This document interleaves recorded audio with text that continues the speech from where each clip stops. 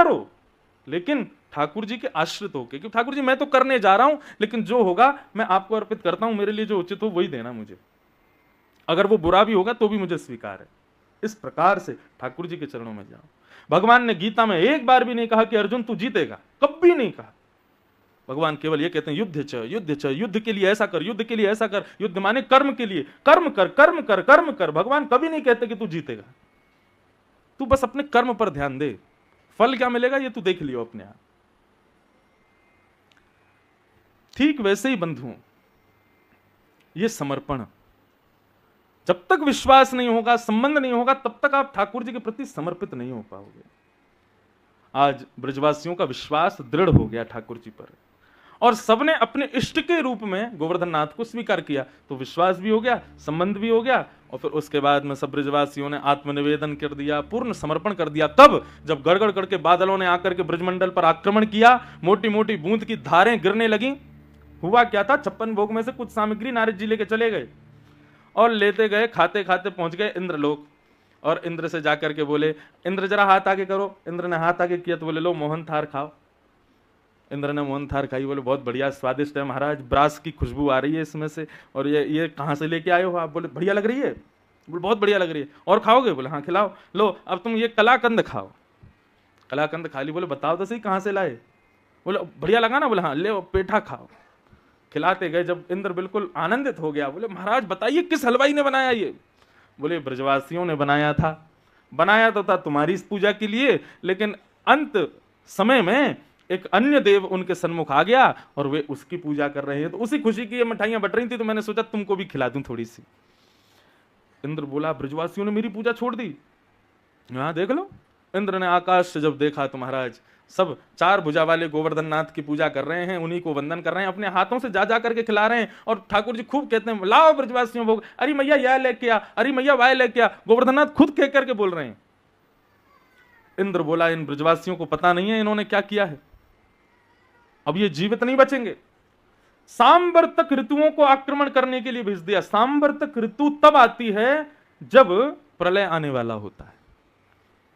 सांवर्तक ऋतु के बारे में श्रीमद् भागवत में लिखा है कि काले बादल इतने काले होते हैं कि वे रात्रि के अंधेरे के समान दिखते हैं। दूसरी बात, जब वो बरसते हैं तो पहले तो गरजने की बताई, बोले उनकी गर्जाहट इतनी तीव्र होती है कि छोटे बालक और अत्यंत वृद्ध लोग तो उसकी गर्जना से ही प्राण त्याग देते हैं।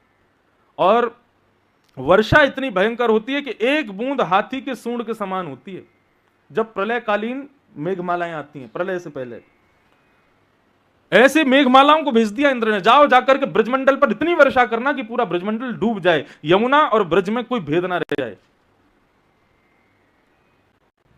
ऐसी स्थिति में ब्रजवासियों ने आत्मनिवेदन समर्पण किया। किसको? गिरिराज जी को। सब लोग गिरिराज जी को भोग लगा रहे थे। ग्वाल बाल सब ठाकुर जी की ओर देखें और फिर गिरिराज जी को देखें, फिर ठाकुर जी को देखें, फिर गिरिराज जी को देखें। ठाकुर जी बोले कहा भयो देवता सुंदर है ना? बोले देवता तो लाला सुंदर है, लेकिन नेक नेक तोते शक्ल मिल रही है देवता की। ऐसा लग रहा हो जैसे तेरे ही 4 हाथ प्रकट है गए हो, तू ही ऊपर खड़ा हो। अरे लाला सही सही बताइए तेरी शक्ल क्यों मिल रही है यार? ठाकुर जी बोले अरे तू नहीं जाने, मैं अपनी गैया चरावे यही गोवर्धन पर्वत पे आता हूं ना, तो जा गैया को दूध मैंने पियो, वही गैया को दूध ये देवता पीवे, या हमारे हम दोनों उनकी शक्ल एक जैसी। श्रीदामा बोलो ये कोई बात ना हो करे। क्यों? अच्छा श्रीदामा एक बात बता, तेरी शक्ल और तेरी बहन की शक्ल मिले कि ना मिले? बोले हाँ मिले तो है। क्यों? क्योंकि तुम दोनों ने एक ही मैया को दूध पियो। बोले हाँ लाला बात तो ठीक है, लेकिन लाला गैया को दूध तो बछड़ा भी पीवे, बाकी शक्ल क्यों ना मिले हमते? ठाकुर जी बोले अब ज्यादा दिमाग मत लगा, बस यही हमारे मिले हमारी शक्ल। मतलब आप एक चीज देखना, इतनी बड़ी बड़ी क्रियाएं हो गई ब्रजवासियों को, लेकिन संशय नहीं होता ठाकुर जी पे कि ये भगवान तो नहीं है। और ठाकुर जी इतनी आसानी से सरल भाव में कह देते हैं, ब्रजवासी उसी को मान लेते हैं। यही तो प्रेम है। प्रेम में तर्क नहीं होता, प्रेम में वितर्क नहीं होता, कुतर्क नहीं होता, प्रेम में सहज स्वीकार होता है। प्रेमी जो कह दे उस बात का। जहां तर्क जन्म ले लेता है ना, देखो तर्क होना चाहिए, प्रेमी का अधिकार है कि वो तर्क कर सकता है, लेकिन तर्क के बाद में फिर सामंजस्य भी तो होना चाहिए। आजकल हम तर्क तो करते हैं, लेकिन तर्क करने के बाद में हम यह भी सिद्ध करना चाहते हैं कि तुम श्रेष्ठ नहीं हो, चाहे अपने माता पिता के प्रति हो, चाहे अपने बहन बंधुओं के प्रति हो, भाइयों के प्रति हो, अपने प्रियतम के प्रति हो, अपनी प्रियतमा के प्रति हो, हम तर्क तो करते हैं, लेकिन अंत में उत्तर क्या निकलता है? कुछ भी नहीं, वो तर्क फिर आ जाता है। लेकिन प्रेम में कुतर्क तर्क नहीं होता। वे सब ब्रजवासी कहते हैं लाला कह रहे हो तो ऐसा ही होगा, मान जाते। इतने में ही काले काले बादलों ने आकर के जब गर्जना करनी शुरू की, सब ब्रजवासी बोले लाला हमें तो पहले ही लग रही है इंद्र नाराज हो जाएगा, और अब वही है गए, देख कैसी काली काली मेघमाला आ रही है, लाला रक्षा करनी पड़ेगी अपनी। सब ब्रजवासी इनकी। ठाकुर जी बोले जिनकी शरण में आए हो उन पर पूर्ण विश्वास और पूर्ण समर्पण रखो, वो तुम्हारी रक्षा करेंगे। अपने विश्वास को इतनी आसानी से खंडित मत होने दो ब्रजवासियों। जिनकी शरण में आए हो उनसे प्रार्थना करो। सब ब्रजवासी गोवर्धन नाथ से प्रार्थना करने लगे, हे गोवर्धन नाथ, हम आपकी शरण में हैं, हमारी रक्षा करो। जैसे ही मेघमालाएं गिरने लगी, सब ब्रजवासी आंख बंद करके भीगते जा रहे हैं और गोवर्धन नाथ से प्रार्थना करते जा रहे हैं। इतने में ही एक ब्रजवासी बोलो, अरे अरे देखो देखो, जल्दी नेत्र खोल के देखो, कहां भयो। और जैसे ही सब ब्रजवासी ने नेत्र खोल करके देखी तो कहां पायो, 7 वर्ष के कृष्ण ने 7 कोस लंबे चौड़े गिरिराज पर्वत को अपने बाम हस्त की इकन्नी उंगली पर धारण कर लिया, और धारण करके त्रिभंग लली है करके ठाकुर जी खड़े हुए हैं। और सब ब्रजवासी से कहने आ जाओ आ जाओ जाओ, सब आकर के यहीं खड़े हैं, जाओ। सब ब्रजवासी दौड़ करके गए, चारों तरफ से ठाकुर जी को घेर लिया। सबने अपने अपने बांस बल्ली ऐसे लगा ली और मानो गिरिराज जी के नीचे एक एक एक एक, एक परत जैसी बना दी हो बल्लियों की। परंतु सब देख रहे हैं ठाकुर जी की उंगली की तरफ। लाखों ब्रजवासी हैं, पूरा ब्रजमंडल था वहां पे। शेषनाग ने आकर के गिरिराज जी की सीमा में आकर के एक बांध बना लिया। सुदर्शन चक्र गिरिराज पर्वत के ऊपर इतनी द्रुत गति से चल रहा है कि ऊपर से गिरने वाला जल दूर की ओर जा रहा है। अगस्त मुनि आए, आकर के एक कोने में बैठ करके बाहर से आने वाले जल को पीते जा रहे हैं, और ठाकुर जी ब्रजवासियों की रक्षा कर रहे हैं। सब ब्रजवासी 4-5 घंटे तक तो मौन रहे, चुप बिल्कुल, और ठाकुर जी को देख रहे हैं। ठाकुर जी मंद मंद मुस्कुरा रहे हैं, कभी यहाँ ग्वाल वालों को देखें, कभी वहां गोपियों को देखें, कभी दूर खड़ी गैयाओं को देखें, और सबको देख करके ठाकुर जी मंद मुस्कुरा रहे हैं। सब ब्रजवासी साहस नहीं कर रहे पूछने का कि भैया ये हुआ क्या है, ये कैसे उठा लियो लाला ने इतना बड़ा पर्वत। कितने वर्ष के हैं? 7 वर्ष के हैं ठाकुर जी। कल जो लाला यहाँ गोवर्धन पर्वत उठा रहे थे उनकी आयु कितनी है? 5।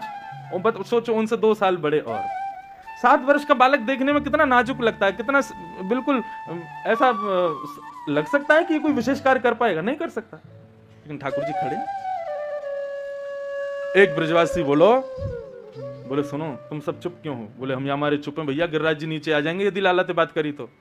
बोले क्यों? बोले लाला की नख पे ही तो हैं गिरिराज जी। बोले हाँ, लाला की नख पे थोड़ी है, तो हम सब ब्रजवासी ने ये बांस की डंडा लगा रखे हैं, ये ठाकुर जी यहाँ पे टिके हुए हैं, गोवर्धन नाथ यहाँ पे टिके हुए हैं, लाला ते कहो अपनी उंगली नीचे कर ले।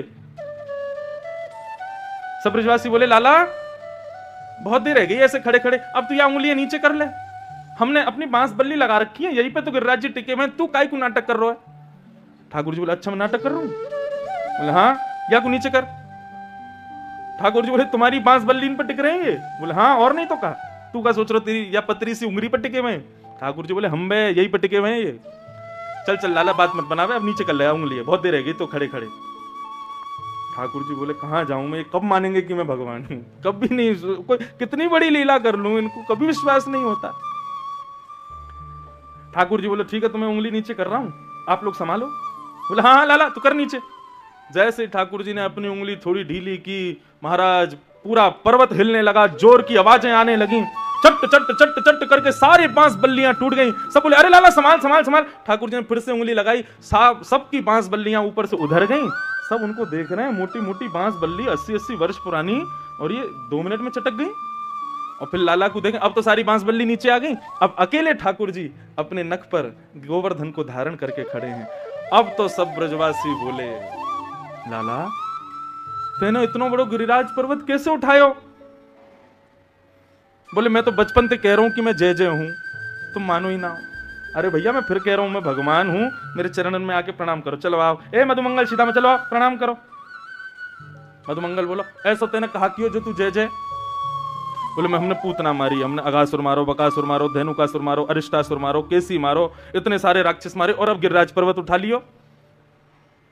बोले हम भाई मारी तेने पूतना, खुद ही मर गई वो, और वह मरी मराई में 10-10 डरना हमने मारे, मारी तेने पूतना। लाला आप सच सच बता, तेरी उंगली में इतनी इतनी इतनी शक्ति कहां से आई? कौन सा टोना टोटका सीख के आया हो तू, हमें बता। अरे लाला, कोई भी वस्तु मिले तो बांट के खानी चाहिए, बांट के सबन में बांटने। तो कोई टोना टोटका आगो तो हम बता दे, हम भी सीख लेंगे, हम भी पर्वत उठाते रहे करेंगे फिर। ठाकुर जी बोले, इस सरलता की वजह से ही तो मुझे प्रेम है आप लोगों से। ये इतना सहजता, इतनी सरलता, इतना इतना इतना भोलापन है ब्रजवासियों में। ठाकुर जी कहते हैं कि यही इसी के कारण मैं बिक जाता हूं। ठाकुर जी कह रहे हैं, मैंने कैसे उठाया कि कछु माखन को बल बढ़ो,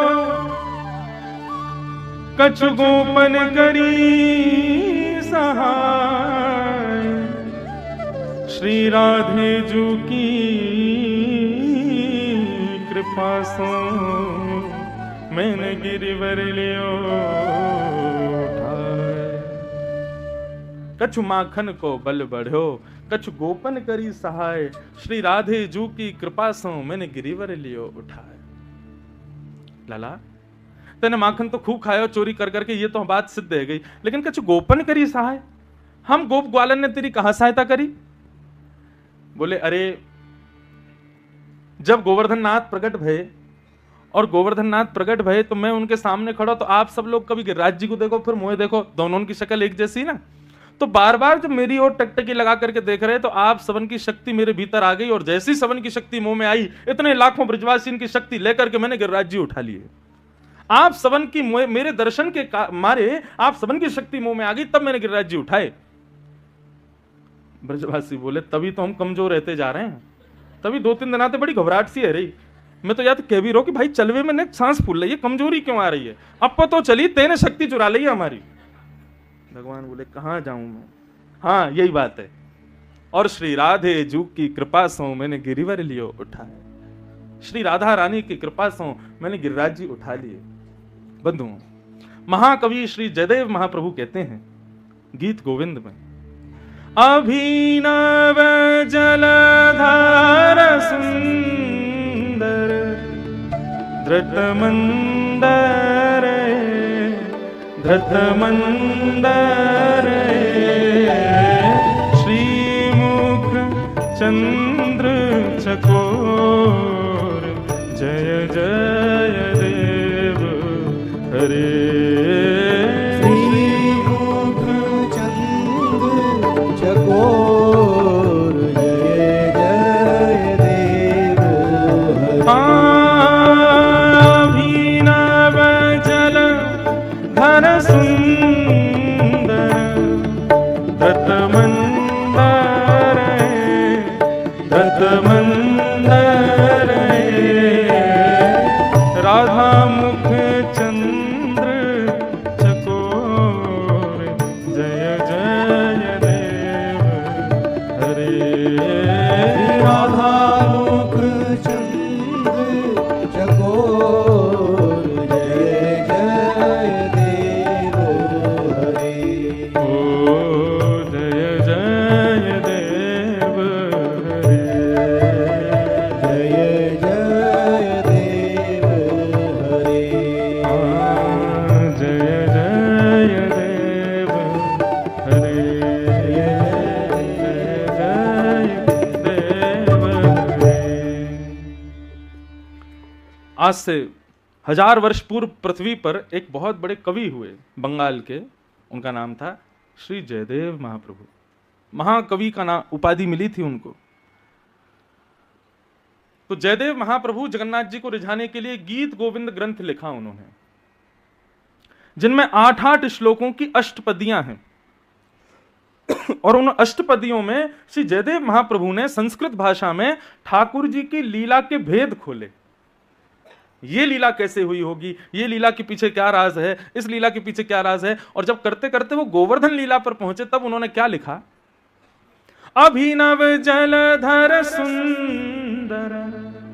बोले, जब ब्रजमंडल पर भयंकर वर्षा ऋतु का आक्रमण हुआ, भारी मेघमालाओं को जब इंद्र ने भेजा, अभिनव जलधर सुंदर धृत मंदर ए, उस समय श्याम सुंदर ने धृत धारण किया। किसको? मंदर यानी कि पर्वत को।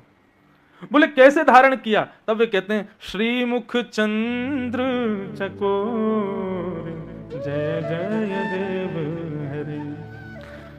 श्री जयदेव महाप्रभु कहते हैं, बोले वास्तविकता यह है कि भैया जब श्री गर्गाचार्य जी आए थे तो गर्गाचार्य जी मैया को यह तो बता के नहीं गए कि मैया ये नारायण है, क्योंकि भगवान ने मना कर दिया था, लेकिन गर्गाचार्य जी एक चीज बता के गए थे, क्या? नारायण समो गुणई ही, मैया तुम्हारा जो लाला है ना ये नारायण के समान गुण वाला है, यदि कभी कोई अद्भुत क्रिया करे तो घबराना नहीं, ये कर सकता है, तो ये बहुत बड़े बड़े काम करेगा, एक दिन ये पर्वत भी उठाएगा। मैया को पहले ही बता के गर्गाचार्य जी, और मैया जब ये पर्वत उठावेगा तो इसकी शक्ति छीण ना हो जाए, उसके लिए आप एक काम करना, आपके लाला की गोपनीय शक्ति भी एक कन्या के रूप में जन्म ले चुकी है वृंदावन में। मैया बोली कौन? बोले वृषभानु जी है ना, वृषभानु नंदिनी श्री राधा रानी, वो आपके लाला की गोपनीय शक्ति है, आह्लादनी शक्ति है। जब कभी भी आपको लाला कोई विशेष लीला करेगो, जब कभी भी आपको लाला कोई ऐसा अद्भुत कार्य करे जो मानव नहीं कर सके, वास्तव में मैया आपको इतना ध्यान रखना है कि वृषभानु नंदिनी राधा रानी को लाकर के अपने लाला के सामने खड़ो कर दियो बस। क्यों? बोले जब वो या के सामने आकर के खड़ी हो जाएंगे ना तो वाकई दृष्टि से या को बल प्राप्त होगा, वो या की शक्ति है मैया। तो आज जब ठाकुर जी ने गोवर्धन पर्वत धारण किए तो यशोदा मैया ढूंढ रही हैं, सब ब्रजवासियों के पास जाके पूछ रहे हैं, अरे भैया वृषभानु जी कहाँ हैं, बरसाने वाले वृषभानु जी कहाँ हैं? सब खोजते खोजते खोजते कहीं दूर पहुंची, तब जाके वृषभानु जी मिले। वृषभानु जी से जाकर के यशोदा मैया बोली, बाबा ऐसे ऐसे गर्गाचार्य जी ने एक बार मुझको बताई, आप कृपा करके अपनी लाली दो, कहाँ है तुम्हारी लाली? मैं अपने लाला के पास जाके वहां को खड़ो कर दूं ताकि मेरे लाला की शक्ति छीण ना हो। वृषभानु जी के नेत्र सजल हो गए, बोले मैया 3 दिनों से मैं भी खोज रहा हूं, मेरी लाली मिल ना रही है, पूरे बरसानों खोज रहे हो, हमारी लाली कहां चली गई है? गोवर्धन पर्वत के नीचे सब लोग खोज रहे हैं। 2 टेंशन की स्थिति हुई थी गिरिराज लीला के समय। पहली स्थिति तो ये थी कि भैया की इतनी वर्षा कर रहा हो, पता ना डूब जाएंगे, मरेंगे, जिंगे, कहा होगा। और दूसरी चिंता का विषय था कि श्री राधा रानी खो गई थी, कहां चली गई किसी को नहीं पता। 4 दिन है गए, लाला अब थोड़े थोड़े थकन लगे, तब यशोदा मैया को चिंता भई कहाँ है वृषभानु नंदिनी। तो जा शिला के ऊपर ठाकुर जी खड़े, वह शिला के पीछे जाकर के यशोदा मैया ने जैसे ही देखो तो कहा पायो दिव्य तेज प्रकट है रहे हो है। कहां से प्रकट है रहे हो है? बोले शिला के पीछे श्री किशोरी जी श्री राधा रानी अपनी भ्रगुटी टेढ़ी करके और एक टक गिरिराज जी को देख रही है, और उनके नेत्रन से एक ज्योति प्रकट है रही है, वही ज्योति के कारण श्री गिरिराज जी ऊपर टिके भय हैं। क्या समझ आया? वास्तव में गिरिराज धरण हमारे कन्हैया नहीं है, श्री राधा रानी है। ठाकुर जी तो केवल उंगली लगा के ऐसे नाटक कर रहे हैं, वास्तव में गिरिराज जी तो श्री किशोरी जी ने अपनी भ्रगुटी पे उठा रखे हैं। बोले राधा रानी की जय। ठाकुर जी की आह्लादनी शक्ति है। तभी जयदेव महाप्रभु कहते हैं श्री मुख चंद्र चकोर जय जय देव हरे। ये जो अष्टपदी है ना, जय जय देव हरे, जगन्नाथपुरी में आज भी सुबह और रात्रि में शयन के समय गाई जाती है ठाकुर जी के सामने। क्यों? क्योंकि ऐसा कहते हैं कि जयदेव महाप्रभु जब अष्टपदी लिखते थे तो अष्टपदी लिखते ही अंत में लिखते थे जय जगदीश हरे। परंतु जब अष्टपदी ये वाली जो हम गा रहे हैं, ये जब गाते हुए आए, श्रुत कमला कुछ मंडल धृत मंदर इसका जब गान करते हुए श्री जयदेव महाप्रभु आए तो आधा पद ही हुआ था कि श्री जगन्नाथ महाप्रभु इतने प्रसन्न हो गए, इतने आनंदित हो गए कि अंतिम भाव जय जगदीश हरे गाने से पहले जगन्नाथ जी गाने लगे जय जय देव हरे। इसलिए ये अष्टपदी बड़ी महत्व भाव रखती है, इसलिए अष्टपदी बड़ी विशेष प्रिय है श्री जगन्नाथ जी को। कभी भी जगन्नाथपुरी जाओ, श्री जयदेव महाप्रभु की अष्टपदी कहीं कोने में ही खड़े होके, मंदिर में जगह ना हो बाहर खड़े होके, बाहर भी जगह ना हो समुद्र किनारे जाके जयदेव महाप्रभु की अष्टपदी ठाकुर जी को नित्य सुनाओ, जरूर सुनाओ। श्री भक्तमाल जी में श्री नाभा जी कहते हैं ता सुनवे राधा रमण अवश्य पधारें। बोले अष्टपदी कैसी? बोले जब भी कोई व्यक्ति गाता है जयदेव महाप्रभु की अष्टपदी तो उसको सुनने के लिए राधा रमण जी रूप बदल के ही सही आते जरूर हैं, इतनी प्रिय है। एक मौलवी थे तो उनका कोई हिंदू मित्र था, तो उनसे उन्होंने कहा कि भाई हम लोग जैसे नमाज अदा करते हैं आदि आदि सब अपनी क्रियाएं अपने खुदा को प्रसन्न करने के लिए करते हैं, तुम्हारा भगवान कैसे प्रसन्न होता है, उसके लिए क्या है? तो उस समय जयदेव महाप्रभु ने अष्टपदी लिखी थी, गीत गोविंद बड़ी प्रचलित हो गई, तो उन्होंने बताया बोले आप गीत गोविंद का पाठ करो तो आपको हमारे ठाकुर जी के दर्शन हो जाएंगे। इतनी तत्परता से, इतने भाव से उस मौलवी ने गीत गोविंद का पाठ किया श्री जयदेव महाप्रभु की कि उनके गीत गोविंद के पाठ करते ही नन्हे से सांवले से पीतांबरी पहने हुए नन्हे से बालक के रूप में श्याम सुंदर उनके सामने आ गए। और जितनी देर वो मौलवी पाठ करता रहा उतनी देर ठाकुर जी रहते, जैसे ही पाठ पूरा होता वो अंतर्ध्यान हो जाते। उसने ये बात किसी को नहीं बताई, बोले कि मैंने अपने धर्मावलियों को बता दी तो मेरे को जान से मार देंगे। लेकिन रूप में इतना आसक्त हो गया ठाकुर जी के में कि वो जब जब उसको दर्शन की इच्छा होती, अपने दफ्तर में हो, अपने घर में हो, रात्रि में सो रहा हो, छत पे खड़ा हो, गीत गोविंद गाता था और ठाकुर जी उसको दिख जाते थे। कभी वृक्ष पर बैठे हैं, कभी कुछ कर रहे हैं, कभी कुछ लीला कर रहे हैं। उसने ठाकुर जी ने एक बार उससे कहा, भैया तुम कहीं भी कभी भी गाने लग जाते हो, मैं बहुत कार्यों में व्यस्त होता हूं, भागना पड़ता है, अपना एक सीमित समय रखो, तभी गीत गोविंद गाया करो। तो उस मौलवी ने नियम बनाया, वो जब अपने दफ्तर जाता था घोड़े पर बैठ करके, तो घोड़े पर आगे ना बैठ के वो पीछे बैठता था, थोड़ा पीछे होके, और आगे एक आसन लगाता था और तब गीत गोविंद गाता था। तो उसके घोड़े पर आगे राधा रमण जी बैठ जाते थे और उसकी तरफ मुख करके बैठते थे और उसका गीत गोविंद सुनते थे। एक बार अपने दफ्तर जाने में इतना विलंब हो गया उसको कि उसने ठाकुर जी को आसन नहीं दिया, लेकिन वो घोड़े की नाल की आवाज पर ही गीत गोविंद गाता था। तो गीत गोविंद गाना जैसे शुरू किया तो ठाकुर जी प्रकट तो हुए, लेकिन बैठने को आसन नहीं दिया। तो ठाकुर जी बोले कहां जाऊं, तो घोड़े के आगे ठाकुर जी उल्टे चलने लगे और चलते चलते गीत गोविंद सुनते हुए चल रहे। इतना प्रेम करते हैं ठाकुर जी गीत गोविंद से। अभिप्राय केवल गीत गोविंद का नहीं है, भक्त जब अपने हृदय के भाव ठाकुर जी के सामने गाता है ना, ठाकुर जी को बहुत सुख मिलता है। जयदेव महाप्रभु ने गाया, ठाकुर जी को प्रिय लगा। हम लोग अपने भाव गाएं, ठाकुर जी को प्रिय लगेंगे। मैंने ठाकुर जी के जन्मोत्सव पर एक बधाई लिखी थी ठाकुर जी को सुनाने के लिए, और वो इतनी प्यारी बधाई है, मैं इसलिए गा रहा हूं ताकि आप लोग भी, अब ये कथा कल विराम हो जाएगी, उसके बाद क्या करो, कल अपने दफ्तर जाओ, अपने दुकानों पे जाओ, अपनी जॉब वॉब जो भी करो, समय निकाल के कलम पत्र लेके ना ठाकुर जी के भाव रख करके, कथा तो सुनी है, कुछ लिखा करो और लिख के ठाकुर जी को गा के सुनाया करो। तो जन्माष्टमी थी, ठाकुर जी का जन्मदिन, अब सब बधाई मांग रहे हैं, हाथी मांग रहे हैं, घोड़ा मांग रहे हैं, जो जन्माष्टमी के प्रसंग में आता है, पालकी मांग रहे हैं, सोने चांदी मांग रहे हैं। लेकिन दास के मन में एक भाव आया, मैं ठाकुर जी से सोना चांदी हीरे जवाहरात गाड़ी घोड़ा परिवार ये सब क्या मांगना, क्या मांगना है। तब एक भाव ठाकुर जी के लिए लिखा, बधाई में हे नाथ, बधाई में आप यदि मुझको कछु देनो चाहो तो एक ही वस्तु दो। क्या? सब लोग गई हो मेरे पीछे।